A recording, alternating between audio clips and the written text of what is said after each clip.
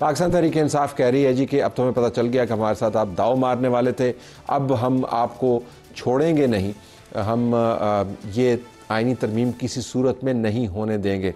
हुकूमत का मौक़िफ़ बहरहाल ये है कि ये आईनी तरमीम 1 महीने के अंदर उन्होंने करवा लेनी है।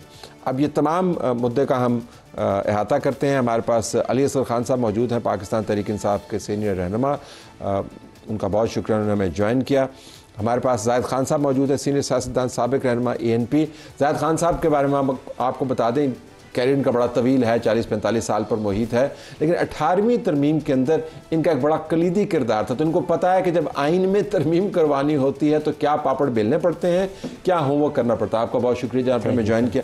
हमारे पास हसन रज़ा पाशा मौजूद है, माहिर कानून है, सिटिंग मेंबर हैं executive committee Pakistan bar council और साबिक चेयरमैन भी है, माहिर कानून भी। आपका बहुत शुक्रिया जी। ज़रा मैं इस तमाम मामले से पहले एक वीडियो पे सबका कमेंट है, सेंस ऑफ द हाउस लेना चाहूँगा। आज अली मीन गन्नापुर साहब की मौजूदगी में अफ़गान काउंसलेट जनरल और उनके एड ने पाकिस्तान के साथ एक बहुत बदतमीज़ी की, जो डिप्लोमेटिक प्रोटोकॉल को भी ब्रीच करती है। पाकिस्तान का तराना उस वक्त चल रहा था, तमाम हॉल खड़ा था बशमूल chief executive of the province, लेकिन ये दोनों साहिबान बैठे हुए थे। अली साहब, पार्टी एफिलिएशन रिगार्डलेस, इसको भूल जाए who is the chief minister and all that, your take. नहीं, बात तो ये नहीं है, बात तो यही है कि हमारे मुल्क का तराना बज रहा है, तो ये तो मेरे ख्याल से हम सबके ख़िलाफ़ एक तौहीन है हमारी कि ना खड़े हों, और दिल दुखता है इस बात पे कि हम इस लहज पे पहुंच चुके हैं अपने नेबर्स के साथ हमारी पॉलिसीज़ की वजह से, कि आज जो है वो इस किस्म का एग्जिबिशन कर रहे हैं CM के मौजूदगी में। तो if you were the CM, how would you have reacted? I don't know how he reacted later because I wasn't there. Well, he had a meeting. लेकिन मीटिंग थी, लोग थे, काफ़ी लोग मौजूद थे। लेकिन उसके बाद मीटिंग हुई फिर तो function, there was no protest, मतलब not that I know of, कोई प्रोटेस्ट नहीं था। There must have been a protest जी, वो चीज़ें, सब चीज़ आप पब्लिक में तो नहीं करते ना। नहीं, ये तो पब्लिक इंसल्ट था। नहीं, लेकिन मैं कह रहा हूँ जो रिएक्शन होगा, keeping the norms of diplomacy in आप कैसे रिएक्ट करते? मेरे ख्याल में मैं पब्लिकली रिएक्ट नहीं करता। अच्छा, मामले को आगे ये क्योंकि इसमें हम फंस जाएंगे बाकी। लेकिन इस स्टूडियो का कंसेंसस यही है कि चाहे आप जिस जाविये से भी देखें, ये नाकाबिले कबूल है, कंडेमनेबल है, और तमाम कौम की इंसल्ट है इसके अंदर। इस स्टूडियो के अंदर कंसेंसस ये है। Let's start with the main issue. अब आपकी जमात की अगली स्ट्रेटजी क्या है, ये जानते हुए कि हुकूमत को आपकी जमात की तशरीह के मुताबिक, और वैसे भी इंडिपेंडेंट तजिया निगार जो है, आज मैं इंसार अब्बासी की रिपोर्ट पढ़ रहा था कि शदीद किस्म की शर्मिंदगी हुई है हुकूमत को। अब आपकी जमात की स्ट्रेटजी अगली क्या है, ज़रा उसके ऊपर फिर डिबेट करें। लेकिन बात तो यह है कि इनसे भी पूछ लेना, जो बाकी जमात के लोग हैं, उनको भी शायद कुछ पता नहीं था कि क्या चीज़ आ रही है। ठीक है, लेकिन झूठ में इतने माहिर हैं हमारे कई दोस्त कि जिस तरह हमारे अताउल्लाह तारड़ साहब कहते हैं जी कि 8 सितंबर को यहाँ पर इस्लामाबाद में कोई कंटेनर ही नहीं था। अब जो शख्स ये बात कर दे, फिर उसके बाद नज़ीर तारड़ साहब कहते हैं जी कि तरीका ये होता है, हम इस तरह करते हैं, उस तरह करते हैं, पहले इधर जाएगी बात। स्पीच की बात करें जिन्होंने असेंबली में की। मैं कह रहा हूँ कि वो इस तरह की बातें करते हैं जैसे उनका प्लान था कि हम ये करेंगे वो करेंगे, लेकिन हमें तो नाकारा साबित हुआ ना, हो गया, बिठाया रखा ना। ठीक है, लेकिन तलत भाई बात यह है कि हम जो है सारे जो फ्रेशर्स आते हैं लोगों के, अभी भी हमारे 8 लोग जो है ना वो पंजाब हाउस। अच्छा, ये मैं सुन रहा हूँ सुबह से, ये क्या माजरा है, जरा तफसील आप कुछ इसके ऊपर रोशनी डालें। लोग गए में जी हमारे, और हमें इतला ये है कि पंजाब हाउस में रखा हुआ है, मतलब उनकी मर्जी के खिलाफ उनको रखा हुआ है जी, हमें ये इतला है जी। और वो कौन कौन से आप नाम मैं नाम नहीं बता सकता। नहीं बता सकते, लेकिन आपने 5 हैं या 8 हैं? 8 का सुना है, 7 या 8। तो अपनी मर्जी वो उनको हमसे बेजा में रखा हुआ है आपके साथ, और वो इस वजह से रखा हुआ है कि उन पर प्रेशर डाल के उनसे वोट करें। लेकिन तक हम कोई भी बंदा ये ओरिजिनल डिमांड आपकी थी वाले पख्तूनख्वा की, मैं एक और भी, लेकिन आपने कंसीड किया। एक और मैं बताता हूँ आपको, क्वेटा के ऊपर भी बलूचों का और पुख्तूनों के इस पे आते हैं, ये प्रोसेस था। अच्छा, इसमें तो कोई ऐसा प्रोसेस नहीं हुआ। नहीं, बात यहाँ पर ये तो एक शॉक एंड ऑ किस्म का ये ला रहे थे हमारे मिलिट्री स्ट्रेटजी है कौम के ऊपर कि जी एकदम से कुछ चीज़ डालेंगे और रातों रात इस पे जो है वो वोटिंग भी करा देंगे, किसी को पता भी नहीं होगा क्या हो रहा है। और यहाँ पर तो बेसिक ह्यूमन राइट्स को जो है ना वो किया जा रहा है। जजेस का जो है किया जा रहा है। आप सर हिला रहे हैं जाहिद भाई, लेकिन मैं कह रहा हूँ कि अगर देखिए सुन लेते हैं, ये तो पॉइंट भी है। अब हमने आप समझे कि आप तरमीम के टेबल पर बैठे हो, आपको हर बात से इत्तेफाक करने की ड्राफ्ट देखा है? नहीं देखा ना। तो ये मैं कह रहा हूँ जो बातें हमें सुनने में आ रही हैं, क्योंकि वो तो लोगों से सुनते हैं कि ये भी था जी, जजेस को उठा के जो पसंद ना आए उठा के बलूचिस्तान भेज दो, इस्लामाबाद हाई कोर्ट से उठा के।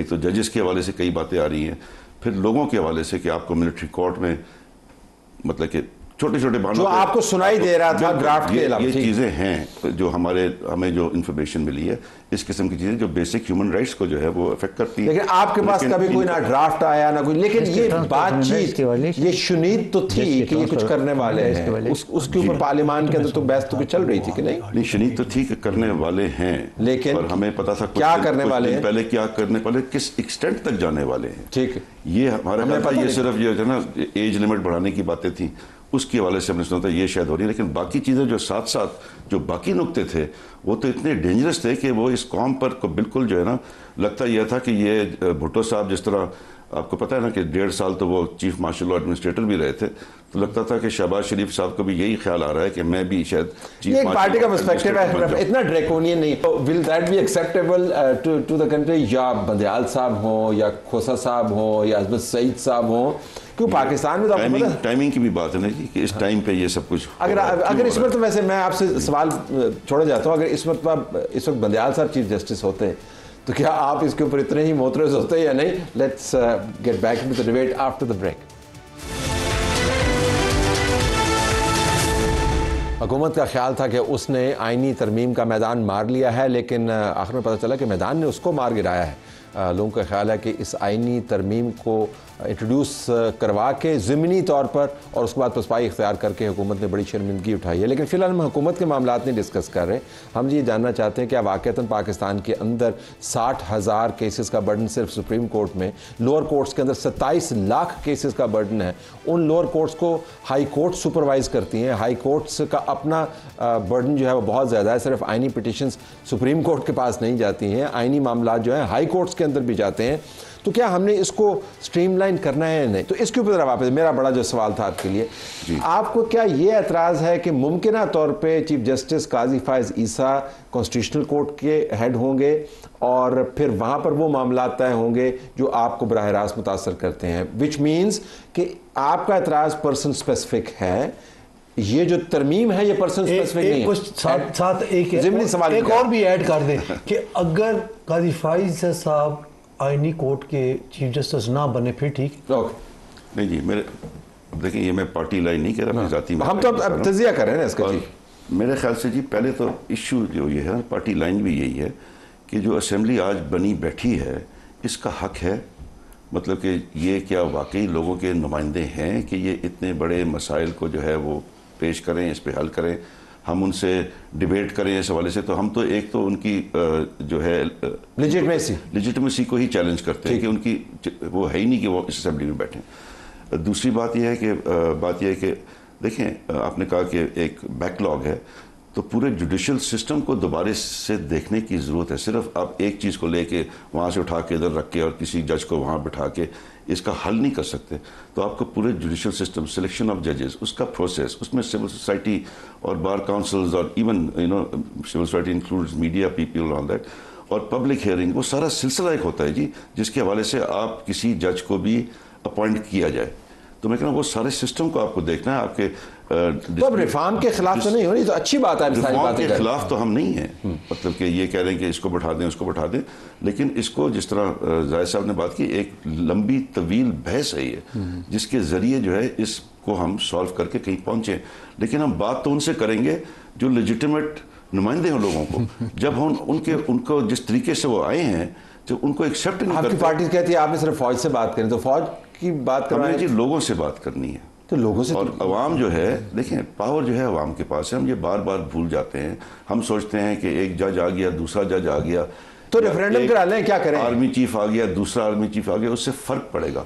फर्क उससे नहीं पड़ेगा मेरे नजर में। आपका एतराज मेरा आपका एतराज इस्लामाबाद के लोगों को देखें, इमरान आज भी जो लोग पार्टी के साथ खड़े रहे, मेरे ख्याल से वो इमरान खान और अवाम को जो उसने शऊर दिया है उस वजह से हम लोग खड़े रहे। लेकिन मैं एतराज की बात करूँ ना, आपका तो एतराज हमेशा अफराद पर होता है। आपका एतराज जो है वो chief justice of the supreme court Pakistan पे है, आपका एतराज जो इस्लामाबाद के चीफ जस्टिस के ऊपर है, आपके बानी जिनका आपने अभी जिक्र किया अपने ट्वीट्स के जरिए कहते हैं, इलेक्शन कमीशन पर भी है, इलेक्शन कमीशन तमाम शख्सियात हैं, वो शख्सियात का नाम लेके कहते हैं कि ये लंदन प्लान का हिस्सा है। सो फॉर यू टू से कि आपका शख्सियात के ऊपर एतराज नहीं है, शख्सियत नहीं, एतराज तो हमें है, मैं ये नहीं कह रहा, लेकिन मैं ये कह रहा हूँ कि हमें जो फैसले जो होंगे वो लोगों के अवाम के जोर पे होंगे। अच्छा, ये साहब के मामले पे हम आ जाएंगे, नहीं मैं वैसे एक बात बट क्विकली इसको हम वाइंड अप करना चाहते हैं।